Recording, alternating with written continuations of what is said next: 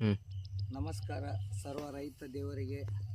ನಂದು ಒಂದು ಹೊರಟ್ಟಿ ಅನ್ನೋ ಒಂದು ಸಣ್ಣ ಗ್ರಾಮ, ಯಾದಗಿರಿ ಜಿಲ್ಲೆ ಸುರ್ಪುರ ಹುಂಚಗಿ ತಾಲೂಕು ಅಗರಟಗಿ ಪಂಚಾಯತಿ ಗ್ರಾಮದಲ್ಲಿ ಬರೋ ಒಂದು ಹೊರಟ್ಟಿ ಗ್ರಾಮ. ನಂದು 4 ಎಕರೆ ನೆಲಗದ್ದೆ ಅದ. ಅದಕ್ಕೆ 8 ಲಕ್ಷ ರೂಪಾಯಿ ಖರ್ಚು ಮಾಡೀನಿ. ಈಗ 4 ಗೊಬ್ಬರ ಕೊಟ್ಟೀನಿ. 8 ಲಕ್ಷ ರೂಪಾಯಿ ಸಾಲ ಆಗ್ಯದ. ಸಾಲ ಆದರೂ ಸರ್ಕಾರ ಏನು ನೀರಿಗೆ ಸ್ಪಂದಿಸವಲ್ದು. ಮತ್ತು ನಮ್ಮ ರೈತ ಸಂಘದ ಕಡೆಲಿಂತ ನಮ್ಮ ಮಹೇಶ್ ಸುಬೇದಾರ್ ಅವರು ಮತ್ತು ನಮ್ಮ ವಿಜಯ ಭರತ್ ಅವರು ಜಿಲ್ಲಾಧ್ಯಕ್ಷ ಮತ್ತು ನಮ್ಮ ತಾಲೂಕು ಅಧ್ಯಕ್ಷ ಆದಂಥ ನಾಗೈ ಮುತ್ತೆ ಅವರು ಮತ್ತು ನಮ್ಮ ಹೋಬಳಿ ಘಟಕದ ಆದಂಥ ದ್ಯಾಮಣ್ಣವರು ಹೋರಾಟ ಕುಂತಾರ. ಅವ್ರ ಸಲಿಂದ ಯಾರು ಸ್ಪಂದಿಸವಲ್ರಿ. ಈಗ ಅಲ್ಲಿಗೆ ಹೋದ್ರೆ ನಮಗೆ ಮನೆಯಾಗ ನಿಂದ್ರಂಗೆ ಆಗವಲ್ದು.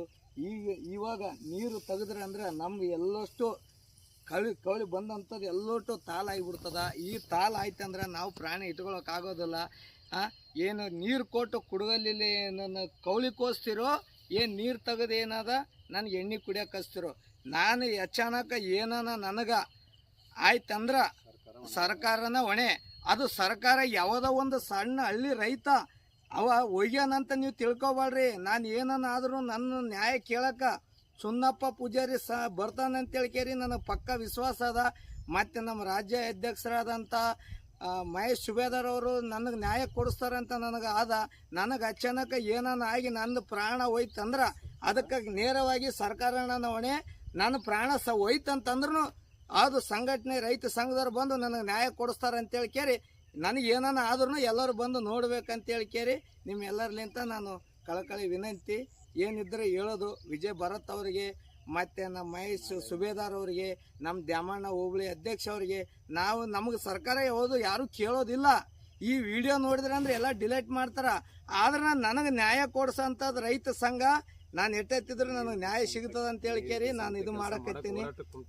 ಎಲ್ಲ ಹೋರಾಟ ಕುಂತಾರ. ಅವ್ರಿಗೆ ಏನು ಸ್ಪಂದನೆ ಮಾಡೋವಲ್ದು ಸರ್ಕಾರ ಚೆನ್ನಾಗಿ ಏನನ್ನ ನನಗೆ ನೀರು ಈ ತಿಂಗಳ 15ನೇ ತಾರೀಕುವರೆಗೆ ನೀರು ಬಿಡ್ಲಿಕ್ಕಂದ್ರೆ ನನ್ನ ಕವಳಿ ಏನೂ ಬರೋದಿಲ್ಲ. ಅದು ನನಗೆ ಏನನ್ನ ಆದ್ರೂ ಅದಕ್ಕೆ ಡೈರೆಕ್ಟ್ ಸರ್ಕಾರನ ಹೊಣೆಗಾರ.